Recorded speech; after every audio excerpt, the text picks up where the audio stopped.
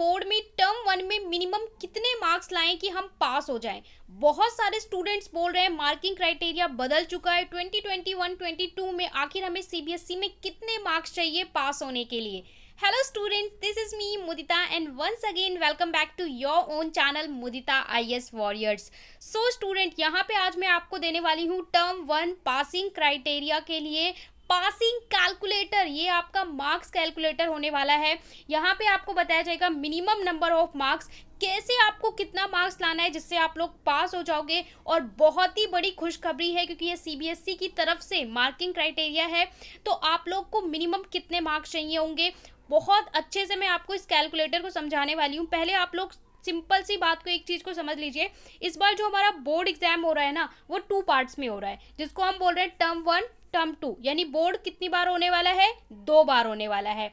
ये हमारा term one होगा 50 नंबर का और टर्म टू का भी वेटेज है 50 मार्क्स का। ओके, अब आपको यहाँ पे पासिंग कैसे होना है, देखिए हर बार क्या होता है ना, जब आपका 100 मार्क्स होता है तो 100 में आपको कितना लाना होता है, 33% लाना होता है, यानी 100 में 33 नंबर लाने होते हैं। लेकिन इस बार तो हमारा बोर्ड ही डिवाइड हो गया, बोर्ड 50-50 में बट गया है। तब ऐसे में बच्चे को कितना स्कोर करना है, कितना इंटरनल स्कोर करना है और कितना एक्सटर्नल स्कोर करना है, दोनों ही मैं आपको बताने वाली हूँ। 17 नंबर हमें लाने हैं, कैसे लाने हैं 17 नंबर, और आपको कैसे कितना, किसी स्टूडेंट को 17 लाने के लिए स्कूल में कितना लाना पड़ेगा और आपके एग्जाम में कितना लाना पड़ेगा, इस कैलकुलेटर को मैं आपको समझाने वाली हूँ। तो आपको इस कैलकुलेटर को बहुत ही ध्यान से, बहुत ही अच्छे से समझ लेना है।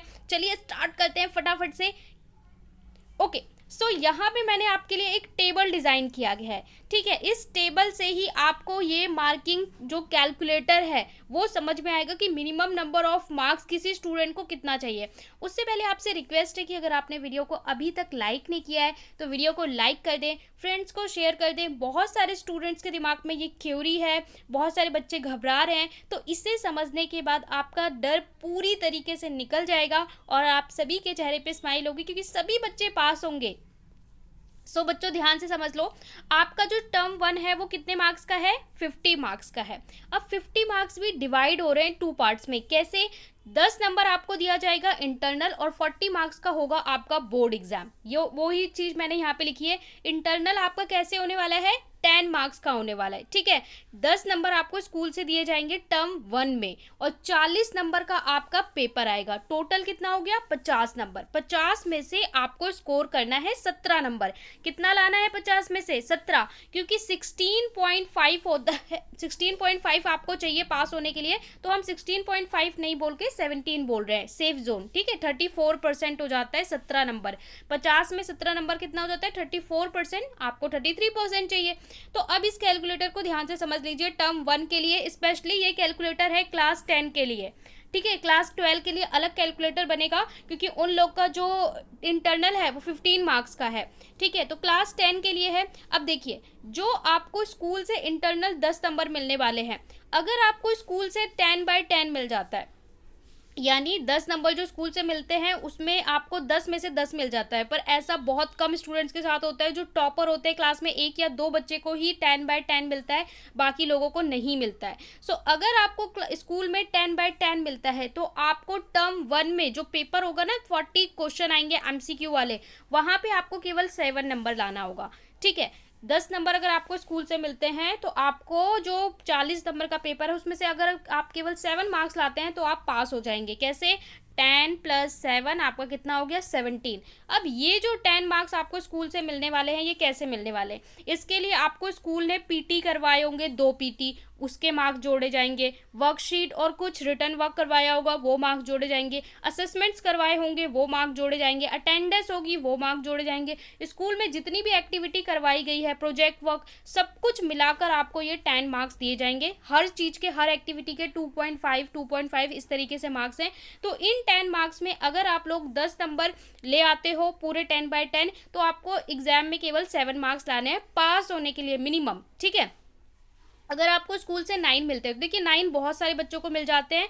क्लास में 10, 20, 30 स्टूडेंट्स को 9 मिल जाते हैं, जो भी बच्चे अच्छा परफॉर्म करते हैं। तो आपको 8 मार्क्स लाने होंगे कि पेपर में 40 में से केवल 8 नंबर लाने। सोचिए 8 नंबर तो अगर आप मेरी तुक्का ट्रिक लगाते हो ना तो भी 15 नंबर तो ऐसे ही ले आओगे आप तुक्का ट्रिक वाली वीडियो से।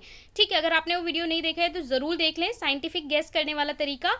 और इसके बाद अगर आपको स्कूल से मिलते हैं 8 नंबर, तो देखिए मैक्सिमम जो क्लास के 50% स्टूडेंट होते हैं ना उनको ये मिलता है, 8 मार्क्स मिल जाते हैं। तो अगर आपको 8 मार्क्स मिलता है तो आपको एग्जाम में कितना लाना होगा, 9 नंबर लाना होगा। ठीक है, 8 + 9 17, इन सबका सम 17 ही है, इन सबको जोड़ के देख लो आप 17 ही बनेगा। अगर आपको स्कूल से 7 नंबर मिलता है तो आपको एग्जाम में 10 नंबर लाना है। और स्कूल में ना किसी को 7 से कम नहीं दिया जाता, जो क्लास में बहुत ही ज़्यादा डम बच्चा होगा, कुछ भी नहीं किया है, उसको भी 6 मार्क्स तो दे दिए जाते हैं। 6 से कम किसी को नहीं दिया जाता, तो उसे एग्जाम में 11 लाना पड़ेगा। और 6 से कम नहीं दिया जाता, बट हम मान लेते हैं किसी बच्चे को कोई स्कूल ही नहीं गया, अटेंडेंस ही नहीं लगाई और उसको 5 नंबर 10 में से मिल गए, तो उसको लाने होंगे 12 मार्क्स एग्जाम में। इसका मतलब है मिनिमम नंबर तो हम लोग ये मान के चलते हैं कि हर स्टूडेंट को ये वाला मार्क्स मिल जाता है, हर स्टूडेंट को क्लास में ये मार्क्स मिल जाता है 10 में से 8 या 7। ऑलमोस्ट स्टूडेंट्स को 8 या 7 मिलता है, और जो बच्चे क्लास में टॉपर होते हैं उन्हें 9 और 10 मिलता है। तो most of the students class के हमारे 80% बच्चे इसी वाले में आते हैं। तो अगर आपको 8 मिलता है तो केवल आपको 9 क्वेश्चन सही करने एग्जाम में, 9 क्वेश्चन भी अगर आप सही कर देते हो तो आप पास तो हो ही जाओगे। और इसी तरीके से अगर आपको स्कूल में इंटरनल में 7 नंबर मिलते हैं तो आपको 10 क्वेश्चन, तो 40 में से 10 क्वेश्चन आप लोग बहुत इजीली ला सकते हो। अब आपको ये 10 मिनिमम, आपको 10 या 15 नंबर एग्जाम में लाने कैसे, मिनिमम भी आपको केवल 10 ही लाने हैं। तो मैंने आपको तुक्का ट्रिक भी बताई है, साथ में आपको जो मैंने मार्क्स वेटेज वाली वीडियो बताई थी वहां पे भी बताया था कि अगर आप किसी भी सब्जेक्ट में 2 चैप्टर, ओनली 2 चैप्टर को बहुत अच्छे से करके जाते हैं, MCQ वीडियोज ही मेरी देख लेते हैं, तो भी आप किसी भी चैप्टर में 2 चैप्टर भी करते हो तो आप लोग 10 से 12 मार्क्स बहुत ईजिली गेन कर सकते हो। फॉर एग्जाम्पल अगर हम हिस्ट्री सोशल साइंस की बात करें, SST की, तो यहाँ पे चारों बुकें 10 10 10 मार्क्स में डिवाइड है। कोई भी एक बुक अगर आप करके जाते हो तो भी आपको 10 नंबर मिल जाएंगे। इसी तरीके से अगर साइंस में भी आप कोई 2 चैप्टर कर लेते हो तो भी आप 12 नंबर ले आओगे साइंस में।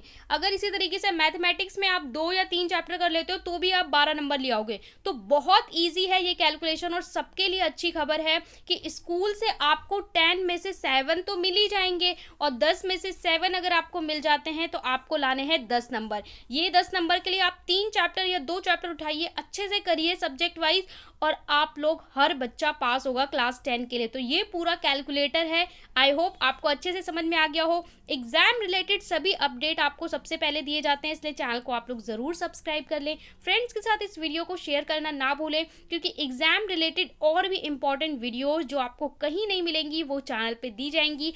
PDF आपको सभी नोट्स के टेलीग्राम पे मिलते हैं। टेलीग्राम चैनल का लिंक आपको डिस्क्रिप्शन में मिल जाएगा, आप डायरेक्ट सर्च कर सकते हैं मुदिता IAS वॉरियर ऑन टेलीग्राम, और ज्वाइन करके फ्री PDF लेके आप लोग अपनी स्टडी को बूस्ट कर सकते हैं।